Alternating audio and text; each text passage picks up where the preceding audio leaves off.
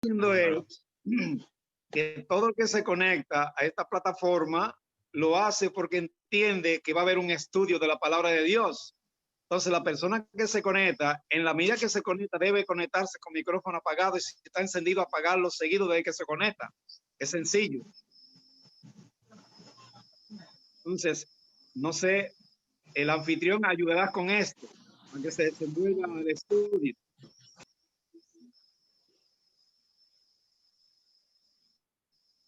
No sé si a ustedes le llegan los ruidos.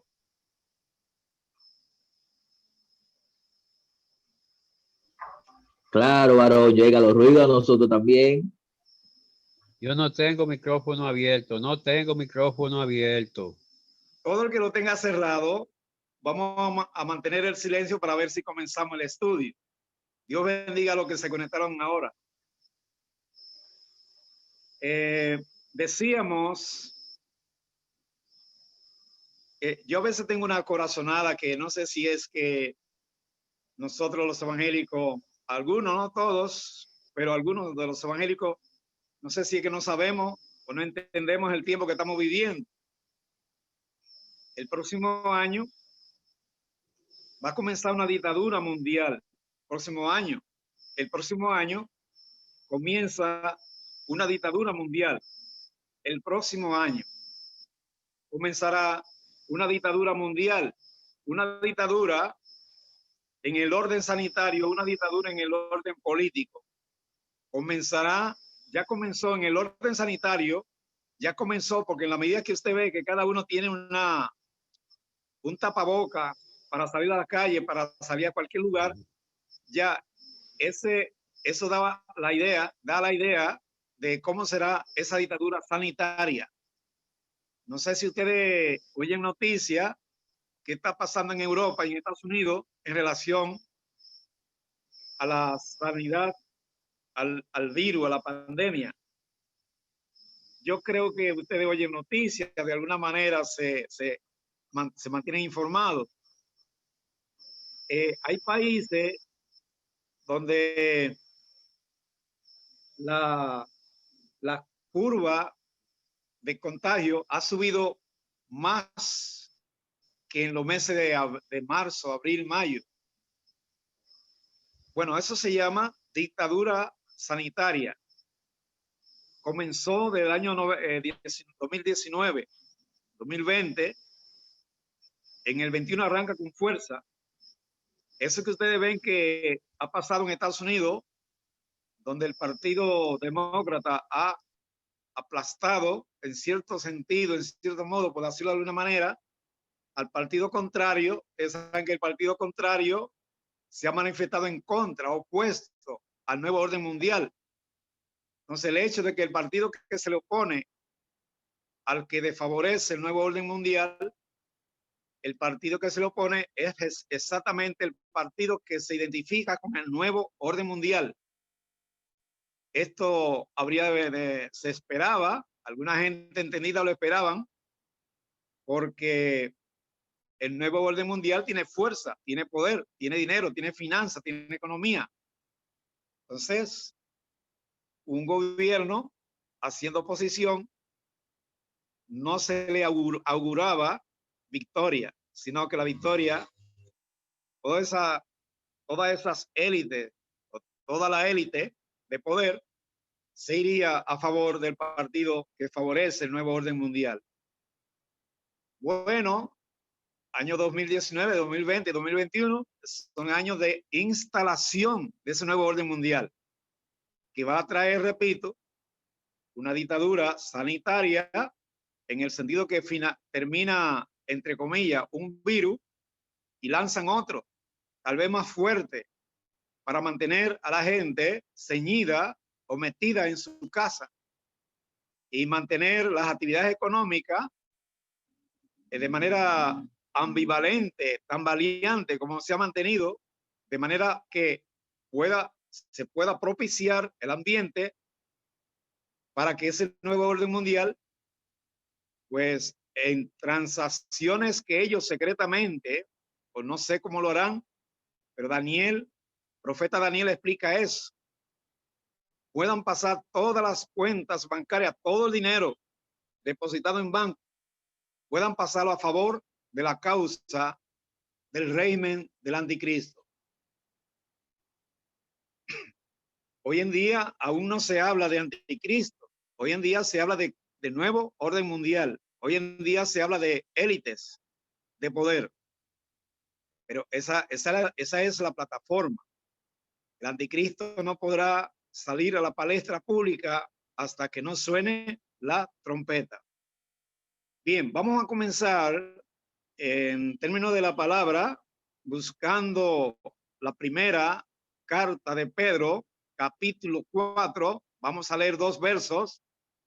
Hemos comenzado, este es el tiempo de que la iglesia nos apercibamos, de que la iglesia estemos erguida, con el cuello erguido, parado de manera recta, en actitud firme. Este es el tiempo donde nosotros debemos entender, no sé en qué medida nosotros estamos creando conciencia de que en verdad necesitamos prepararnos para irnos con el Señor luego de haber escuchado la trompeta. Yo le he hablado aquí de muchas cosas. Le he hablado de Enoc y le hemos demostrado por la palabra que Dios preparó a Enoc para llevárselo. Si preparó a Enoc, ¿cómo no nos vas a preparar a nosotros? Hemos hablado aquí también de Elías y de Eliseo. De Elías, cómo Dios lo preparó para llevárselo y se lo llevó. Cómo Eliseo estuvo andando con Elías para aprender del ministerio que él pasaría a desempeñar. Y así fue. El último ejemplo de los casos que hemos ilustrado en estudio pasado fue el caso de Jesús. A diferencia de Enoc y de Elías, Jesús lo vieron algunos de sus discípulos cómo se iba levantando. El caso de Elías también lo vio su discípulo Eliseo, que iba en un carruaje de fuego levantándose.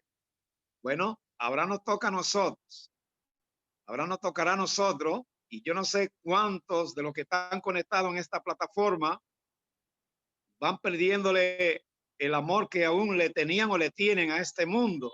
No sé cómo se explicaría el amor que algunos evangélicos le tienen a este mundo, a este tiempo, a estas alturas. Nosotros hablamos de que Cristo viene a levantar su iglesia, de que va a sonar la trompeta y Cristo va a levantar su iglesia, pero ¿qué iglesia va a levantar? Pues lo que aprendemos por la palabra y lo que el Espíritu nos da a entender es que va a levantar una iglesia que lo esté esperando a Él. Una iglesia que esté en actitud de espera de Jesucristo. Entonces, todo el pueblo que esté en actitud de espera de Jesucristo para irse de este planeta, se irá con Jesucristo. El que no esté esperando en una correcta actitud a Jesucristo, entonces habría que ver qué pasa. No sé, yo estoy por irme de este planeta ya. Yo valorando el tiempo que estamos viviendo, percibiendo el tiempo que estamos viviendo, a uno no le queda otra alternativa más que irse. No le queda otro camino más que irse. No le queda otra actitud a uno más que aspirar a irse. Entonces vamos a ver qué dice el apóstol Pedro en su primera carta, capítulo 4, versos 10 y 11. Dice, cada uno según el don que has recibido, cada uno de nosotros según el don que has recibido, ministrelo a los otros o a los demás como buenos administradores de la multiforme gracia de Dios. Ministrelo a los otros o a los demás como buenos administradores Fíjense cómo está ese adjetivo ahí destacado, como buenos. Cuando Dios enfatiza ese adjetivo como buenos administradores, es porque sabe que hay y habrán malos administradores. Entonces, por eso nosotros debemos estar como el agua en movimiento, moviéndonos siempre, moviéndonos hacia hacer reajuste en nuestra vida, moviéndonos, tratando de arrepentir cosas que debemos arrepentir para llegar a ser buenos administradores de la multiforme. Cuando se habla de multiforme, se está hablando de mucha forma de la gracia que Dios da. Hay gente que gente que se encuentra ministrando, que ni le viene ni le va el irse cuando suena la trompeta, pero están ministrando. Y en cierto modo, Dios continúa usando ministradores de la palabra como usó a Samuel. La palabra enseña que Samuel, aún sin haber conocido a Dios, ministraba. ¿Qué cosa? Hoy en día eso está como en aquel tiempo también. Hoy encontramos personas evangélicas que a lo mejor viven como ellos pueden, pero que pueden en un momento dado encontrarse ministrando, y en verdad pueden estar ministrando a alguien que Dios en su misericordia quiere ministrarle, y hay de esos ministros que ministran como ellos pueden la palabra, y que Dios los sigue usando, pero que en un momento determinado Dios mismo ha hablado acerca de ellos. No sé si se entiende. La idea es que en el libro de Samuel, se ofrece el mismo caso de Samuel, capítulo 1, donde en el verso 7 y en el verso 1 hay esa situación. En el verso 7, Samuel se encontraba ministrando, pero aclara que no había conocido a Dios. En el verso 1 dice que él ministraba ante la presencia de Dios, como Dios le daba que ministraba. Eso parecería un poco difícil de entender. Lo que pasa es que hay una serie de misterios de parte de Dios para con nosotros, que solamente Dios los entiende, solamente Él puede entenderlo, y que a veces en su misericordia Él lo ministra para que muchos de nosotros aprendamos cómo es el Evangelio y cómo Dios obra. Porque si Dios fuere a predicar, a poner a predicar nada más a los que se sujetan a su palabra, a los que viven en santidad, a los que tienen temor de Dios, si fuese así, entonces habrían pocos predicadores. De ahí que Pedro es el instrumento que Dios usa para hablar de esta cosa que estamos hablando. Según el don que ha recibido, ministrelo a los demás o a los otros. Ministrelos como buenos administradores de la multiforme gracia de Dios. Como dije, hay predicadores que ministran como ellos pueden, que tal vez no es de mucho agrado de Dios, pero ministran. Pero como a Dios le agrada que se predique es como buenos ministradores, de acuerdo a la multiforme gracia que Dios ha puesto en cada uno de los ministros. Hay ministros que predican muy bien acerca de contra la fornicación. Ministran muy bien acerca de la salud física, la buena salud física. Otros que predican de acuerdo al cómo debe desempeñarse la familia cristiana evangélica. Otros que hacen hasta conferencias de diversos temas. Entiéndase la multiforme gracia de Dios para con su pueblo. No todos se irán en el arrebatamiento. Como Dios sabe eso, Dios está ministrando conforme a cada una de las necesidades de su pueblo. Le está ministrando hasta que suene la trompeta. Cuando suene la trompeta, Dios dejará de ministrarle a su iglesia porque ya se la llevó, La iglesia que se quedó, y entonces Dios va a pasar a ministrar al pueblo de Israel ese tiempecito de 7 años que falta para la segunda venida de Cristo a la tierra.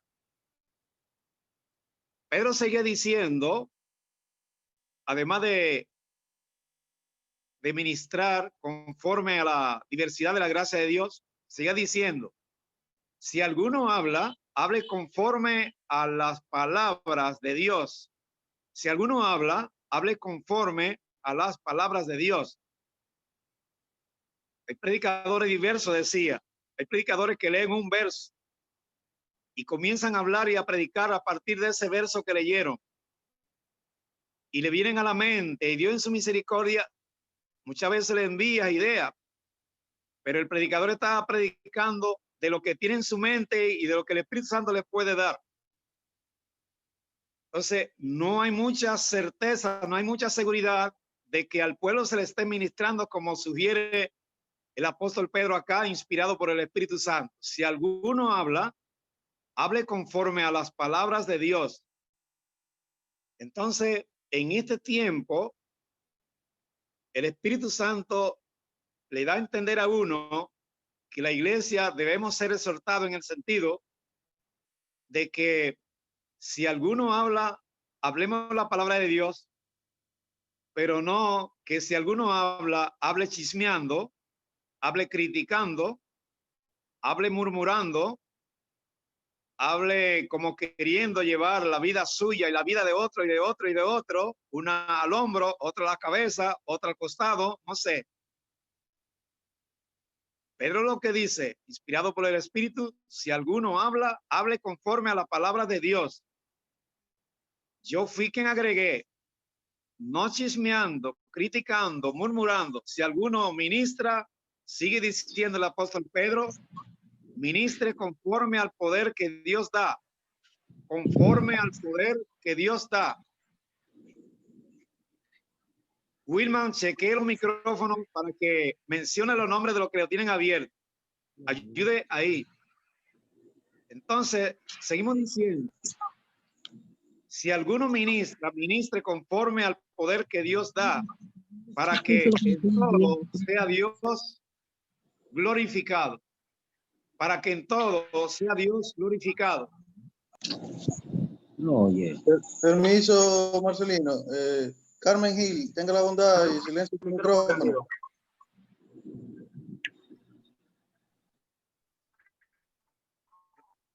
Seguimos en la medida que Dios nos ayude. En tanto los hermanos van aprendiendo que Dios es real y que delante de Dios debe callar todo el mundo. Calle toda la iglesia delante de Dios. Seguimos. Decíamos que el apóstol Pedro continúa predicando, si alguno ministra, ministre conforme al poder que Dios da. Cada uno debe predicar conforme al poder que Dios da, no más de ahí, sino conforme al poder que Dios da. Entonces, para que en todo sea Dios glorificado, no uno como instrumento de predicación, sino Dios, para que en todo sea Dios glorificado por Jesucristo.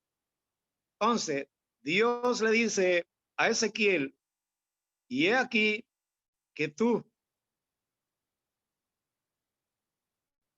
eres para Israel como cantor de amores, hermoso de voz, y que canta y o predica bien, y oirán tu voz o tu palabra, pero no las pondrán por obra. Pero cuando llegue el momento, la hora de la verdad, y ya casi está aquí, entonces sabrán que hubo profetas, que hubo predicadores, que hubo ministradores de la palabra de entre ellos. Dios le habla a Israel a través de Ezequiel de esa verdad. ¿Qué está diciendo Dios a Ezequiel? Ezequiel, andan diciendo por ahí que tú eres un buen predicador, que eres uno de los profetas que mejor predica, que predica la verdad y que no tiene miedo al predicarla. Andan diciendo eso. Y a veces hay gente de mi pueblo que se reúne a aplaudirte cuando tú predicas y que se reúne cuando te oyen o cuando oyen decir que tú vas a predicar. Y que cuando te oyen que tú estás predicando, se llenan de emociones y se sienten bien y hasta aplauden y gritan. Entonces Dios le dice a Ezequiel, Ezequiel, esos que hacen eso, ellos se emocionan al escucharte al predicar, pueden emocionarse y hasta gritar de emoción, pero apenas te oirán y no harán caso a la palabra que tú predicas. Apenas te escucharán y no harán caso de la palabra que tú predicas. Eso ocurrió ayer en el Antiguo Testamento. Hoy pudiera estar existiendo, volviendo de nuevo esa realidad. Pero cuando llegue la hora de la verdad, le decía Dios a Ezequiel, cuando le llegue la hora de la verdad a Israel, de dentro del pueblo de Israel, eso, que se emocionan, se afanan, y no es que sea pecado, y que cantan y que alaban tu forma de cantar o de predicar, ellos que tampoco te hacen caso cuando predicas, cuando llegue la hora de la verdad, ellos sabrán que yo envié a Ezequiel a predicarle a ellos. El Salmo 32, verso 9 dice, no seáis como el caballo o como el mulo, sin entendimiento. Dios quiere una iglesia con entendimiento, con discernimiento. Si la iglesia es la que Dios señaló por su dedo de amor y la envió a su Hijo Jesucristo por medio del Espíritu Santo, entonces esa iglesia se entiende que debe tener entendimiento y discernimiento. Y el que no lo entienda, al que no lo tenga, deberíamos pedírselo a Dios entonces, que nos dé entendimiento. Porque hay algo feo, es lo que está pasando hoy. La iglesia está al tri de ser levantada, pero uno no siente el fervor de los evangélicos en quererse ir, sino que uno lo percibe, no todo, pero sí mucho. Uno percibe como que están medio muertos, como tranquilos, quietos, como que no se animan a sentir al espíritu que le motiva a despertar totalmente para que ya despierto pueda entender estas cosas y poder orar a Dios para que Dios les dé el entendimiento, al que no lo tenga, le dé el discernimiento, al que no lo tenga, de esta cosa, de lo cerca que está esto. Porque hoy día no estamos escuchando ningún tipo de orientación acerca del tiempo que estamos viviendo. No estamos escuchando ningún tipo de orientación acerca del tiempo que estamos viviendo. Ni nosotros la demandamos tampoco. No la estamos demandando. Ni estamos escuchando, ni la estamos demandando. Entonces, la verdad es que en uno de los primeros estudios yo decía que debemos orar para que el Espíritu Santo nos guíe. Nos guíe a toda verdad, nos conduzca a toda verdad. Entonces, el salmista, bajo la guianza del Espíritu Santo, hace un llamado en aquel tiempo del Antiguo Testamento al pueblo de Israel, diciéndole, no seáis como el caballo o como el mulo, sin entendimiento, que hay que sujetarle con cabestro y con freno. Cabestro es igual a persona torpe que camina siendo influenciado por otros sin saber lo que está haciendo. Cabestro. Pero también sabemos que hay piezas de madera o de cartón que se le ponen a los animales para que sus ojos solo miren al frente. Hay que el salmista está siendo inspirado por Dios y Dios sabe que siempre ha habido personas del pueblo de Dios que se distraen mirando a los lados. No importa la circunstancia en que se vive, hay distracción mirando a los lados. Y no es lo correcto. Entonces, a nosotros nos avergüenza que Dios haga comparaciones con alguno de su pueblo, haga semejante comparación con un caballo, con un mulo. Nosotros viernes a viernes estamos con el tema de los micrófonos encendidos y los micrófonos apagados. ¿Qué dirá el Señor? Entonces, nosotros no debemos esperar que se hagan estas comparaciones. Debemos esforzarnos para que Dios, al evaluarnos a nosotros, no nos haga esas comparaciones. Pero ya Dios la hizo. Hizo esa comparación para el pueblo de Israel y hoy la hace para mucha gente que no alcanza a un comportamiento adecuado como Dios enseña en su palabra. La palabra enseña que hay tiempo para todo. Para todo hay tiempo. Tiempo para hablar, tiempo para saludarse, tiempo para abrazarse, tiempo hasta para cherchar, tiempo para todo. Pues en la misma medida, Dios nos enseña que cuando llega la palabra, es la palabra. Hay tiempo para la palabra.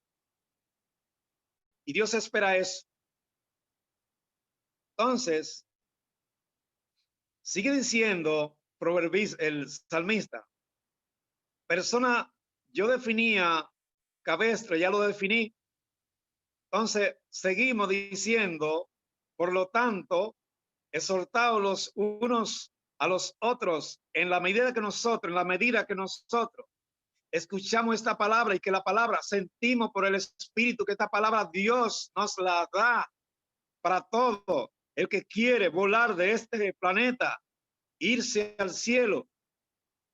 Dios nos hace este llamado, esta exhortación en vista de la cercanía del arrebatamiento de la iglesia. Como está tan cerca, entendible para los que tienen entendimiento, perceptible para los que tienen percepción, para los que tienen entendimiento, discernimiento. Por tanto, exhortaos los unos a los otros y edificaos los unos a los otros. No es lo que entra, cambiando un poco el orden de la palabra. Le decía el Señor a su discípulo, no es lo que entra. Cuando se trataba de lavarte la mano, limpiarte la mano para llevarla a la boca, lo que come, etcétera. El Señor le destacaba, no es lo que entra, lo que contamina a las personas, lo que contamina al pueblo, lo que contamina a los hermanos, no es lo que entra, lo que come, no es si come con la mano sucia o no, no es eso lo que contamina. El Señor estaba enfatizando en el orden espiritual por dónde es que viene la contaminación espiritual. Decía, no es lo que entra, sino es lo que sale. Lo que sale. Y para que haya claridad, porque hay forma de salida, se estaba refiriendo el Señor a lo que sale del corazón. Eso es lo que contamina, no lo que entra por la boca, sino lo que sale del corazón. Eso es lo que contamina a unos y a otros. En Marcos 9:32, Marcos 9:32 dice el Señor, cualquiera que haga tropezar a uno de estos pequeñitos que creen en mí, mejor le fuere que se atasen al cuello un molino. En aquel tiempo se usaba molino de piedra para moler granos. Entonces le hacían un círculo, un orificio amplio en el centro, de tal modo que la cabeza podía caber por ahí. Y a eso se refería el Señor. Hay por quienes vengan los tropiezos, pero más le valiese a aquellos que son de tropiezo colgarse una piedra de molino al cuello y comenzar a caminar hacia adentro del mar Caribe, en el caso de nosotros. ¿Cómo caminar hacia adentro del mar Caribe con una piedra de molino al cuello? ¿Qué drama es ese?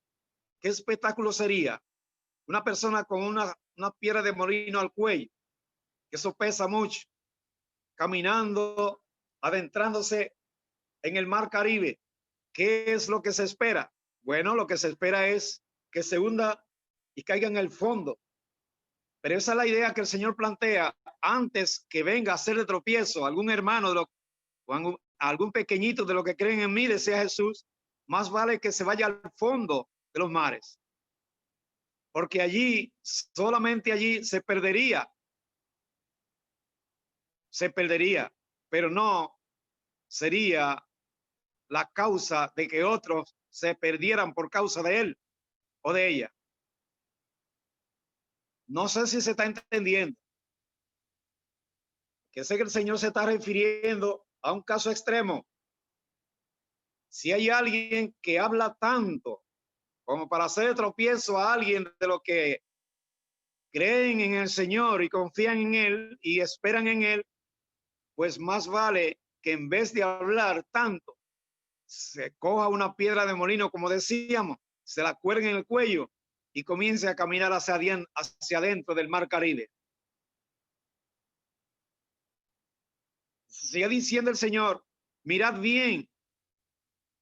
Ahora, a través de la carta a los Hebreos, capítulo 12, verso 15 al 17.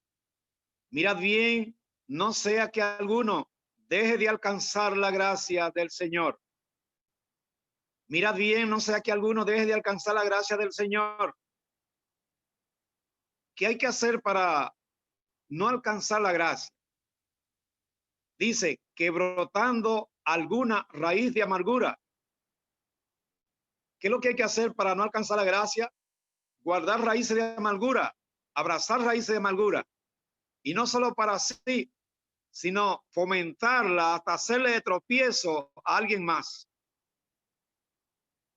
La idea de la palabra es, mira bien, no sea que alguno deje de alcanzar la gracia de Dios, que brotando alguna raíz de amargura os estorbe, es decir, que estorbe a alguien.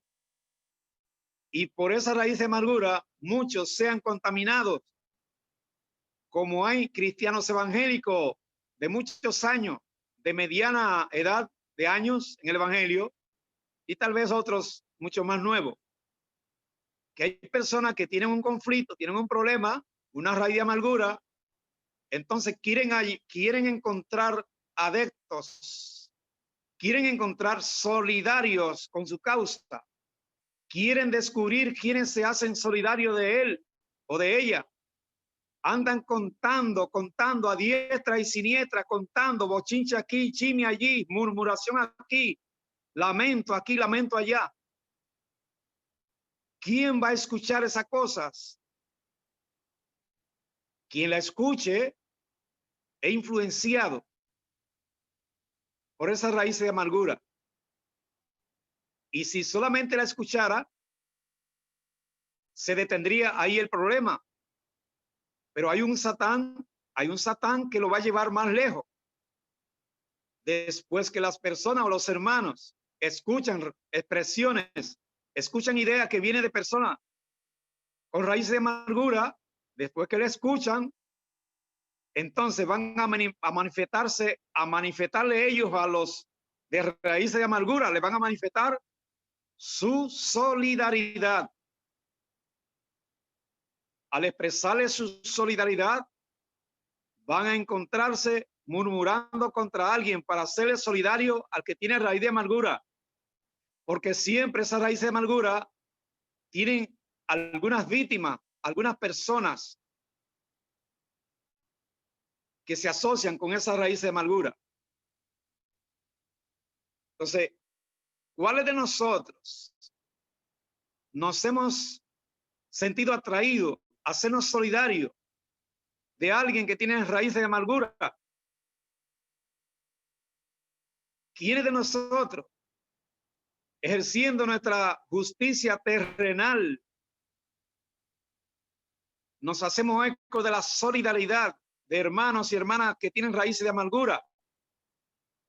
Lo que va es un consejo, una consolación, un consejo, una exhortación hacia olvidar eso y continuar hacia adelante.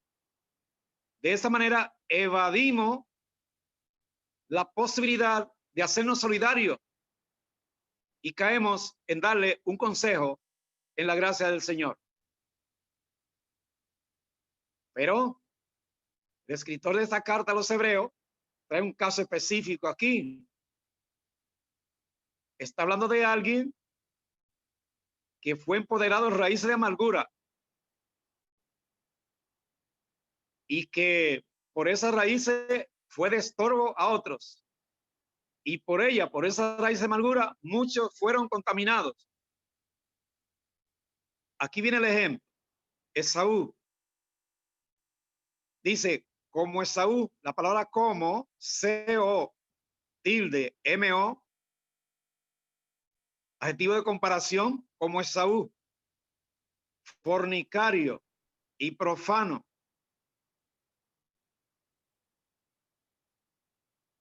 Fornicario y profano, que por una sola comida vendió su primogenitura. Pues Dios no tendrá por inocente al culpable. Pronto, cuando Esaú descubrió lo que había hecho, que no lo había hecho pensando primero lo que iba a hacer, no lo hizo premeditadamente, digo, habiendo pensado primero. Entonces, cuando llegó a entender lo que había hecho, comenzó el lamento, la zozobra, las raíces de amargura, el odio a sus hermanos, etc. Ese episodio es viejo, muy viejo. El mismo que ministró a Esaú. Y a Esaú acerca de la propuesta, acerca del hecho en sí. Y después de estarse lamentando, el mismo que lamentó está ministrando hoy. Y si queriendo hacerse solidario con algunos hermanos y hermanas hoy para hacerlo irse de boca y de cabeza contra el polvo. Entonces, nosotros debemos tener dominio propio, pensar lo que vamos a hacer, pensarlo como sugiere Pedro por la palabra. Entonces, según el don que ha recibido, ministre a los otros como buenos administradores de la multiforme gracia de Dios. Si alguno habla, hable conforme a las palabras de Dios. Yo quiero recordarle 7 u 8 ayes que dimos en uno de estos estudios atrás, cuando vimos a Isaías capítulo 5, hicimos un énfasis en algunos ayes de parte del Señor para con la viña en el tiempo de Israel, la viña del Señor en el tiempo de Israel y para con la viña en este tiempo que somos nosotros la iglesia. A lo mejor no me va a alcanzar el tiempo hoy para hacer énfasis acá porque debimos dedicar al principio, debimos dedicar un tiempo de paciencia hasta que los hermanos pudiesen todos acallar su micrófono. Y ese es el problema, que se pierde mucho tiempo al principio. Yo voy a dejar estos ayes para un próximo estudio porque son muy importantes, muy importantes. Así que prefiero dejarlo aquí para retomar los ayes en otra ocasión donde podamos ser sobreedificados con este tema que tratamos en Isaías capítulo 5. Así que vamos a dejarlo aquí. Dios bendiga a cada uno. Déjame chequear cuánto están conectados para saludar a cada quien. Tenemos a Francisco García. Dios te bendiga, hermano Francisco García. Un abrazo a ti y tu familia. Dios bendiga a Santo de la Cruz, Maridalia Cordero. Dios bendiga a Mañón. No sé si Mañón es Rafael Mañón o Alejandro Mañón. Dios bendiga a Edita Mañón.